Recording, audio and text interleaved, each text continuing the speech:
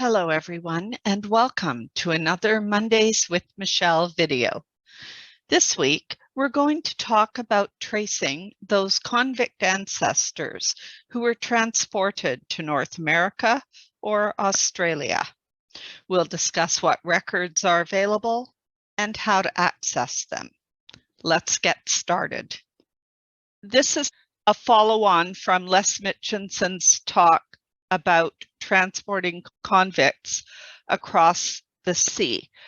And one of the things he mentioned was that England had been transporting convicts for many hundreds of years. The practice actually started in the 1600s, and they were very motivated to get rid of the undesirables.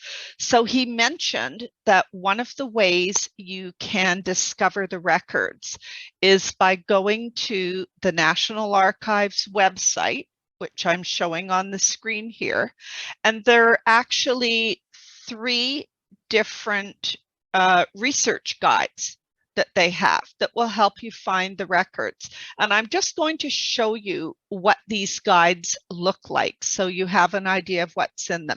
And I do have links on the handout to these guides.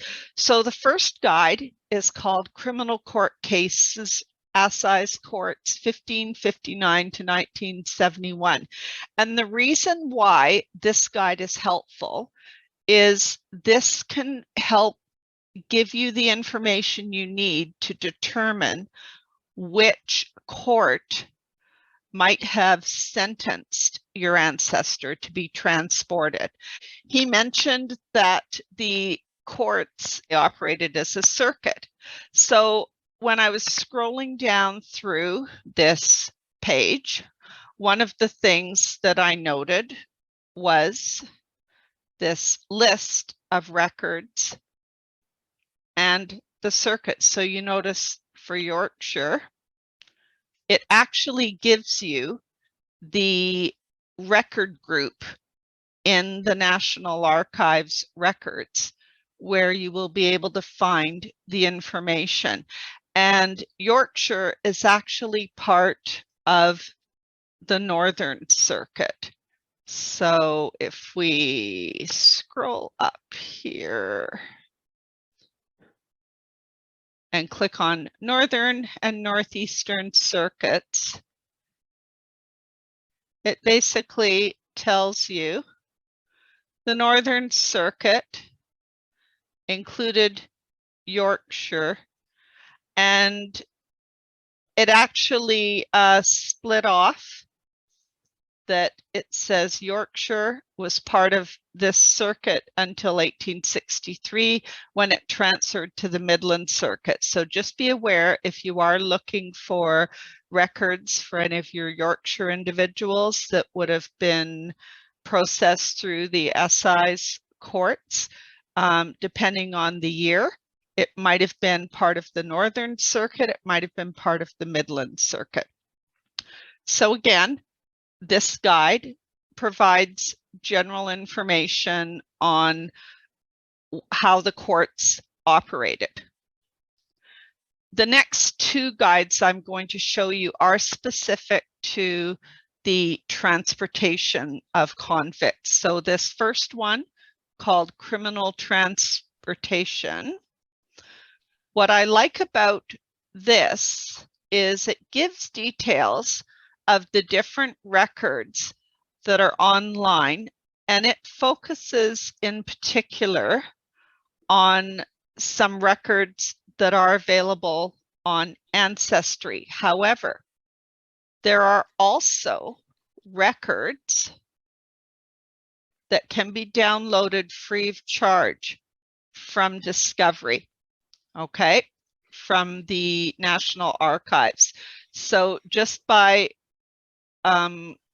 going in and clicking on some of the links, you can access those records and download them. So again, this gives background information. It gives you some references, some books that you might want to read. The last guide I'm going to show you They might as well have called this one the Find My Past Guide, because basically all of these record groups that are listed, they're saying all of these things are available on Find My Past. Now, if you don't have a Find My Past subscription, it is still worthwhile, in my mind, to click on these record groups and see what's available. And I'll show you why. So if we take a look at the bottom here, where it says Home Office and Prison Commission female licenses. So these were basically freedom to roam the city licenses granted to convicts. And if we click on PCOM 4, and if I now just say search, and if you notice the description, it says licenses to female convicts to be at large. So if I just click search, it comes up with the individual entries here, the different groups.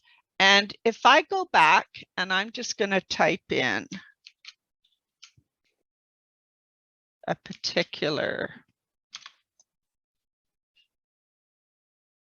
start of a surname, let's see. Okay, this way I'm bringing up the actual detail entries. So if I click on this first item, even though I can't download the actual item, I would have to order it or go down to the National Archives to view it. But look at the information I get just from the description. It tells me her name and alias. It tells me the license number, what she was convicted of, where she was convicted. So I now know I can go to the quarter session records, and this is the date of the conviction. So this gives me the finding aid information I need to try and pull up those quarter session records elsewhere. And it gives her sentence 7 years penal servitude. So she was going to be transported to the colonies for a period of 7 years. So as I said, even though you might not have access to Find My Past, clicking on those detailed record groups and trying to do a surname search, or even just browsing the record groups, can give you some useful information. Let's take a look at what Family Search has to offer. So if we look at search and go to the research wiki, that's what I did to get to this page. I typed in convict transportation. And my point here is you have 62 entries. And it's everything from North American records. So that's what this first one is. There is information on Australian records, New South Wales, Victoria, Tasmania. There's also things like Dorset convict transportation records. Now, these are all references in their research wiki, but the wiki can provide direct links to other sites that will have the records. If we take a look at the card catalog, so what I did here was I did a search on the catalog. And what you're seeing here is the result of typing convict transportation.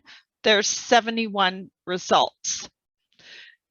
And although there are a lot of entries here. If I filter it by just what's available online, it drops down to 17. And most of these cannot be viewed from the comfort of your home.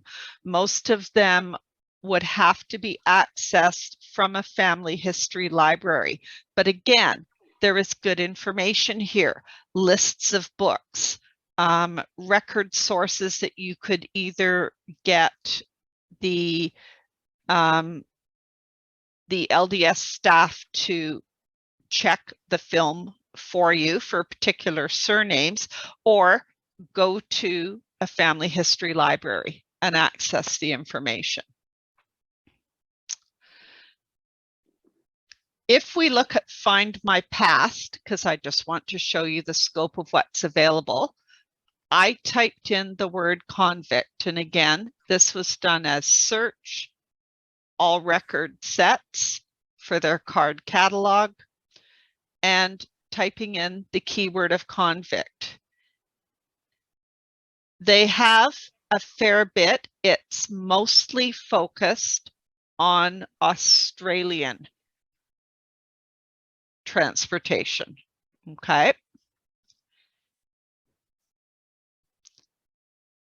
If I do the same thing on Ancestry, I actually did 2 searches. So I searched on convict transportation, and again, this was search and card catalog to get to this screen. And as you can see, there are 7 different entries. If I change it to just search on the word convict, I now have 43 entries. So I have quite a bit more. So a lot of your success just depends on what you choose for your search terms. So let's talk now about what else is available. What I discovered when I started looking for information about specifically transporting convicts to North America. So some things to keep in mind: the North America convict transportations all occurred before 1776. So anywhere from the early 1600s all the way up to 1776 timeframe. And the reason why that 1776 date is significant, that's when the Americans basically became independent. So in 1776, the year of all of the American Revolution, it was not safe for the boats to come and bring convicts. And certainly once the Americans were no longer a British colony, that was no longer an option, sending them to North America. So up until 1776, there were actually 3 different penal colonies. There was Virginia, Maryland, and Georgia, although most of the convicts actually went to either Virginia or Maryland. So what I've given you here, there are a number of different articles providing background on the convict transportation program to North America. And what I liked about these articles, it gives details about what their daily lives were like. In most cases, they were basically considered slaves. The convicts would be sold the minute they left the ship. Any that didn't have placements right away would basically be sent to neighboring towns, and they'd be part of slave auctions. And they would, in general, work on the tobacco plantation. So that was one of the main crops in those particular states, was the tobacco industry. So we've got an article here just giving some background, and it's an article from Ancestry. This particular website is specifically talking about sending convicts to Virginia. So I've given you the links to that. And again, it's talking about the process, talking about what the convicts did, why they were transported. So there's a lot of really good information there. This next article, again, talking about Maryland. I like the sign from England. It says any person willfully injuring any part of this bridge will be guilty of felony and transported for life by the court. And this last article I'm just going to show you briefly talks about how it was a practice in England to basically kidnap young children, round them up, and send them to the colonies as slaves. And Richard Hayes Phillips became interested in this and did a lot of research. And he published a book called Without Indentures, Index to White Slave Children in Colonial Court Records. And this book identifies more than 5,000 children who were transported against their will to Maryland and Virginia. So I have this listed in the handout as a useful reference, but what I found interesting about this particular link that I'm showing you is he actually talks about his research process, how he found the materials, where he found them. So it's quite interesting to read.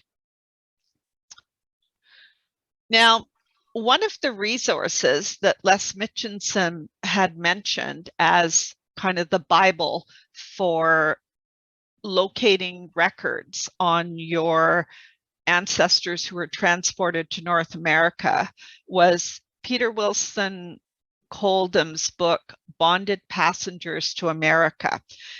And I don't know why I thought to try it, but I thought on Ancestry, I'll just type in Coldham in the card catalog. And lo and behold, they have 15 of his books, 14 or 15 of his books digitized. So the nice thing is, this book that is the reference, if you go to your library or if you have your own Ancestry subscription, you can access this book online. So if I just click on this link, I can now go in and either just browse the book. I can go to a specific county. I could, for example, go right to the information on Yorkshire. And in fact, that's what I did. So this next screen, you'll see at the top, this is where the Yorkshire information starts. And if we take a look at an entry, we've got Thomas Aaron. There's an S, which means he was sentenced. When, and T, he's going to be transported in the summer of 1725 is when that sentence occurred. And another page of the book, and I'll just show you, gives the abbreviation. So S, sentenced to be transported to the American colonies. If it says R, he's been reprieved. T is transported. AT is awaiting transportation. So this book, if you can access Ancestry either through your library or through your own subscription, this book will give you, again, those clues, like a finding aid to be able to pursue where the records are that might shed more light on your ancestors' offense. One of the websites I discovered that has all kinds of useful information is the Maryland State Archives. And they have been making great strides in digitizing all their records. So on the Maryland State Archives website, I clicked on this Digital Resources tab, and look at all the types of records that are available. They've got a whole Archives of Maryland online. There are digitized newspapers. There's a photo gallery, historical photographs, historical magazines. There's also online databases. So there is a wealth of information available. Now, I did some searching. So on this first screen, I typed in my search term up here. So I tried various things. I did convicts transported from England, convict records, convict ships. When I typed in list of convicts, I got 10 pages of information. Now, I will say this website is a little bit tricky to use. What I've noticed is it repeats the same information in multiple entries. For instance, if you look at entry number 13, that is identical to entry 15. But if I click on 15, I get this not found message.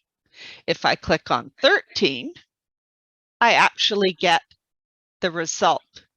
And this is the kind of thing that they have in these archives.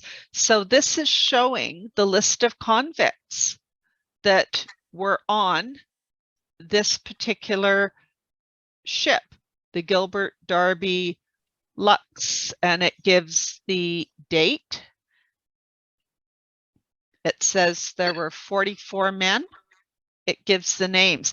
The nice thing is this link up top, let me just show my annotation tools for a minute.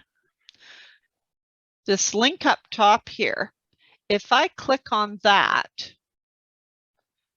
I'm actually looking at the original digitized document. So it's not just the transcripts. You can also see the original record, which is really handy. So some of the records I found, again, this is another ship's list, and this is page 2 of that ship's list. This next document, and I've provided a link in the handout because I thought that was really handy. It's an entire summary of all of the imported convicts by name from 1716 to 1774.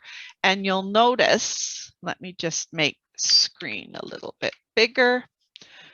It says when they arrived. It says when they were convicted or when they were transported. So again, you're getting all kinds of other clues. This one, Edward Abbas, says he left London April 23rd, 1725. And the codes that they've used, there is a legend at the bottom showing where else in the Maryland records this information is referenced.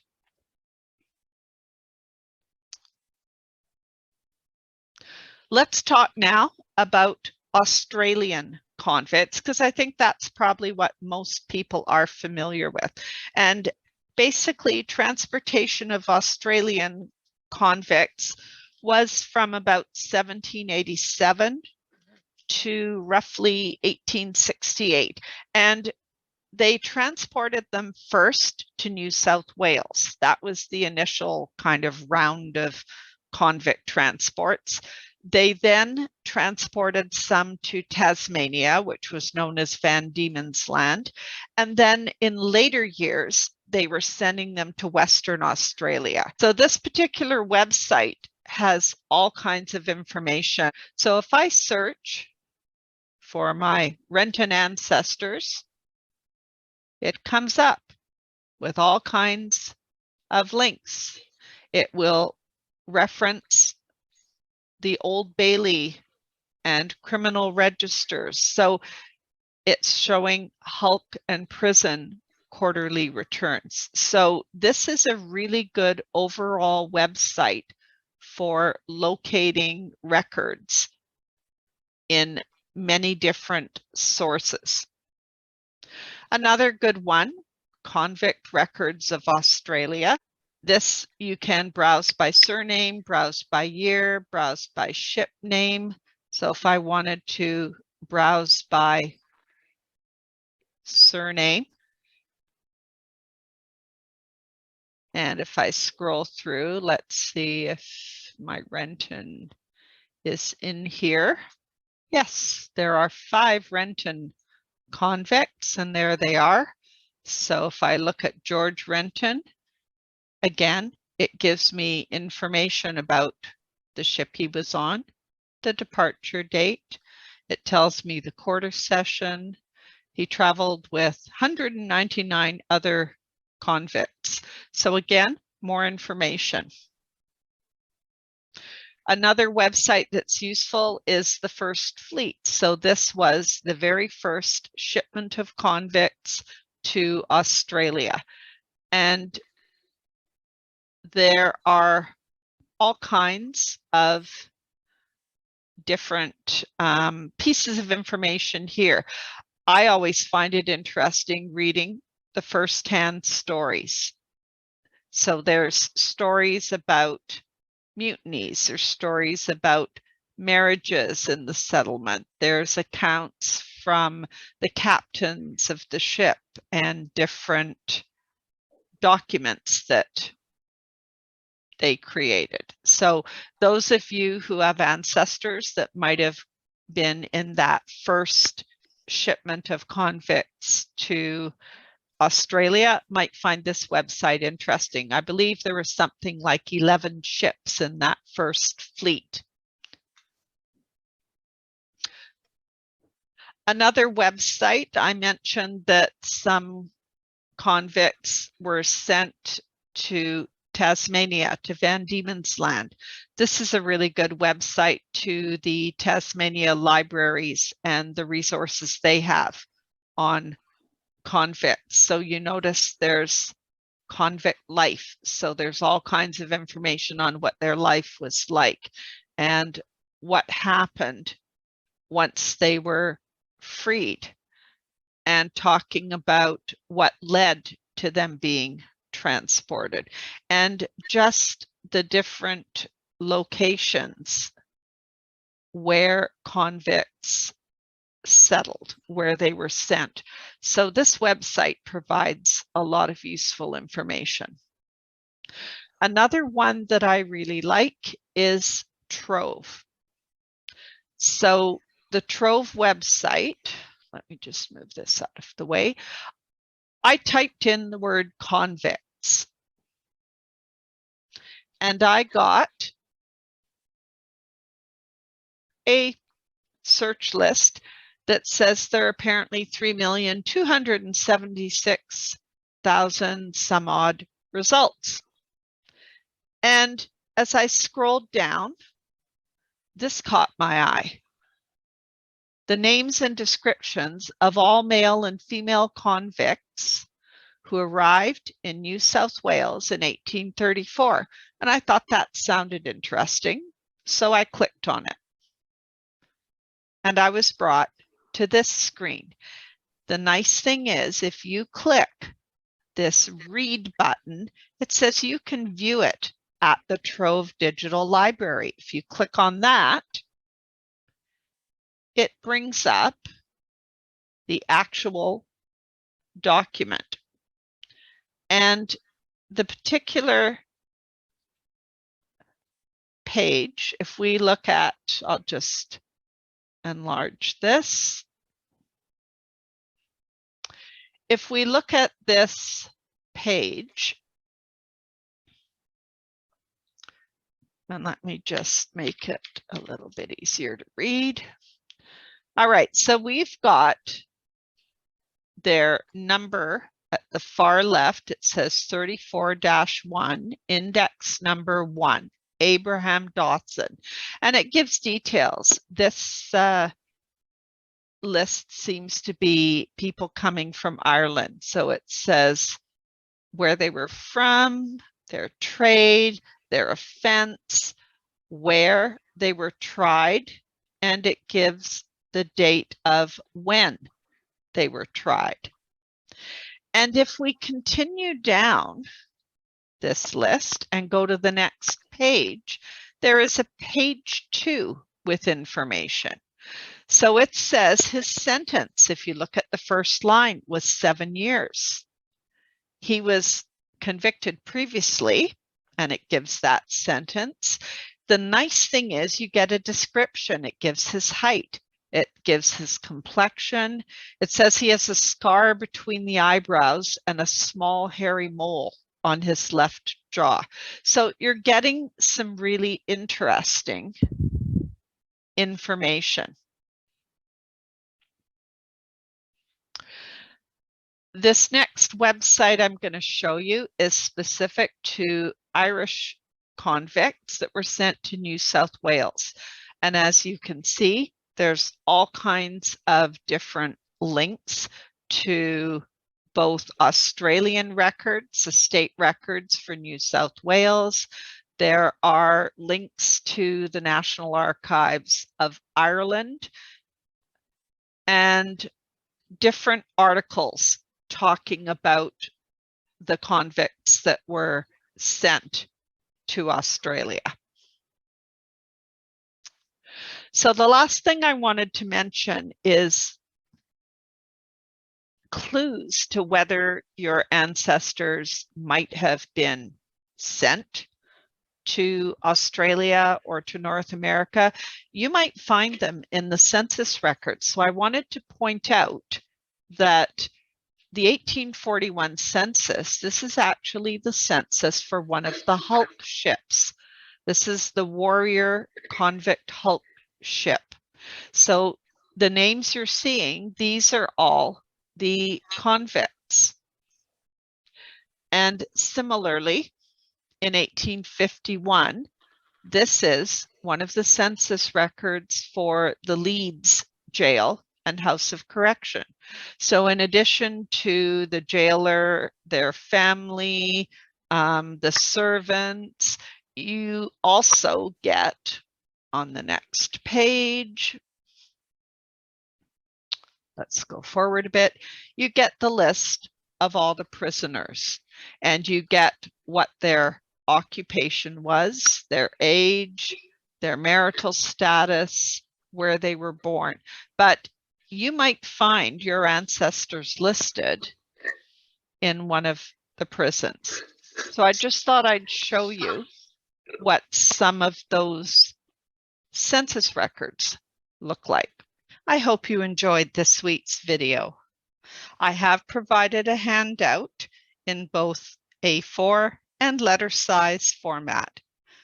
You'll find the handout links in the video description at the bottom of your screen. Thanks for watching.